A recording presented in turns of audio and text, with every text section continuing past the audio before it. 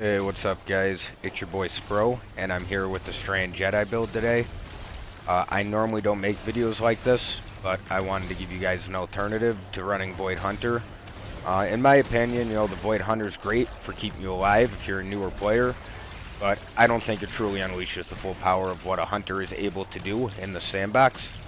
I have some gameplay on the screen for you guys now, so take a look and decide if this build is for you before diving in. As you can see, this build is focused around making these Strand helicopters out of the tangles. And in this next clip, I'm going to kind of show you guys the rotation from start to finish so you can see exactly what we have going on.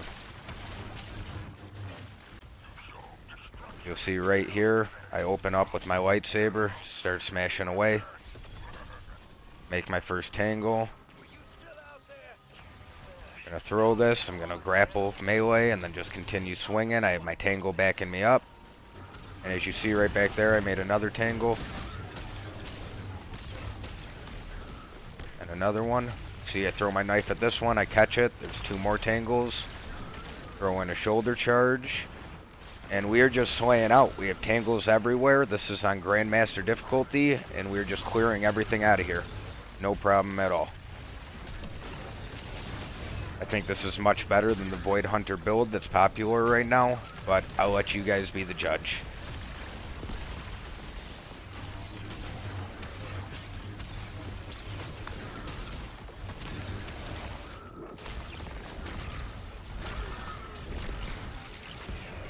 Alright guys, let's get into the actual build and show you what we got going on here. First and foremost, we got our lightsaber, the Praxic Blade. I'm running defensive form here. This is what is going to make sure you keep special ammo. Every time you block an attack, it's going to put some ammo. I run the forceful blade just for a little bit more impact. You can run the defensive one as well. And then most importantly, right here, we have the impact core. Melee damage from this weapon applies an elemental effect that matches your equipped super. So you see we're on Strand. That means that everything I hit with my lightsaber is going to sever the target. So what that means is every time I make contact with this lightsaber, when that target dies, it is going to unwind into a tangle, which we can then turn into one of the Strand helicopters.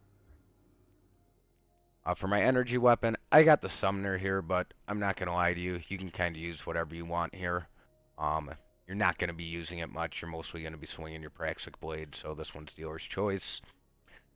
And then for my heavy, I am running this new sniper. I've been having fun with it. It hits like a truck, and it's able to benefit from my kinetic weapon surges. If you are going to run this, make sure you have Envious Assassin, or it's probably not worth it. Another great option for your heavy with this build is going to be a linear fusion rifle, something like Reed's Regret right here with triple tap Vorpal. As far as our actual subclass goes, we're running Gambler's Dodge to keep giving us our melee back. I run triple jump, but you can run whatever you want here. Triple jump's probably the best, but dealer's choice. Threaded spike for our melee, and then we're going to have our grapple, as you've seen in the video. That grapple is going to allow us to use our shoulder charge melee ability, which will also allow us to make tangles. Aspects, we got Widow Silk here. Going to give you a second grenade, second grapple, and then your Whirling Maelstrom, which, is the bread and butter of this build. This is what's going to allow you to turn all your tangles into helicopters. For fragments, we got Thread of Warding, picking up Orb of Power, grants Woven Mail. That's definitely going to help keep you alive. While you have Woven Mail, Thread of Transmutation, Weapon Final Blows, create a tangle. This is probably unnecessary, to be honest with you, but I'm running it for the plus 10 melee as opposed to the actual effect. All our weapon final blows are already going to be creating a tangle, so the actual effect on that fragment isn't helping us. Again, right here, Thread of Propagation, powered melee final blows, grant your strand weapons unraveling rounds.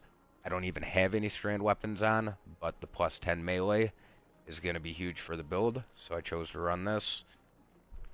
And lastly, Thread of Generation. This one is more important than the last two in my opinion.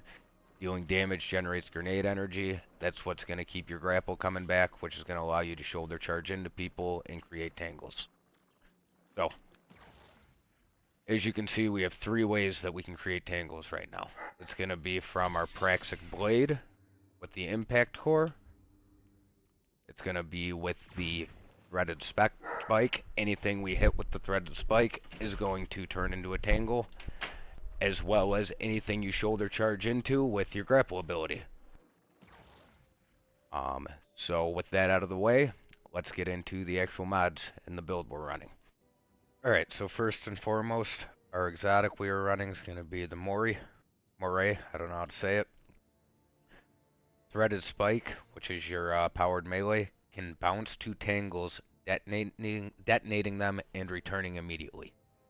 Tangles detonated by Threaded Spike are rewoven and retrieved by it.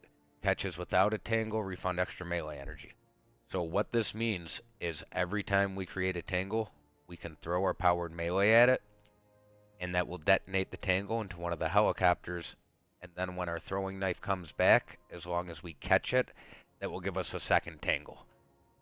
This is what allows us to have so many tangles and helicopters up at the same time, pumping out so much damage. Mod-wise, on our helmet, we're going Dynamo. You're going to be dodging constantly to get your melee ability back, as well as hands-on, which we'll be using our melee ability constantly, so we'll get bonus super energy on those melee kills as well, along with a kinetic siphon. These 2 mods right here are going to be giving you your super back constantly, almost instantly. You'll have almost unlimited supers. And this kinetic siphon's what is going to help keep our armor charge up, which is going to boost this build in several ways that I will talk about as we go. On the gloves, we're going to melee font. That's going to give me a additional plus 40 melee when I have the full armor charge. I'll explain this a little bit more when I go over the stats. We have heavy-handed. Your powered melee findables create orbs of power. That's very important because we need to be keeping a maximum armor charge at all times. And then I have focusing strike here, glance class ability. When you cause damage with a powered melee attack, you can switch this out to your liking, but focusing strike's what I went with. Chest piece mods. Resistance to your choice. You're going to want to put it charged up on to give you an extra armor charge.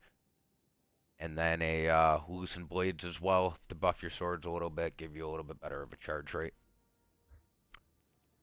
Boots.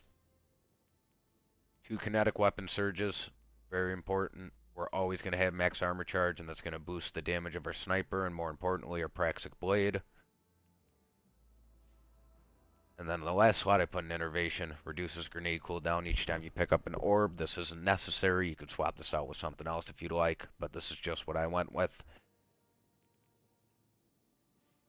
As far as the cloak goes, you want powerful attraction. Every time you dodge, you want all those orbs coming to you to keep your armor charge up, as well as a time dilation in order to make your armor charge last longer.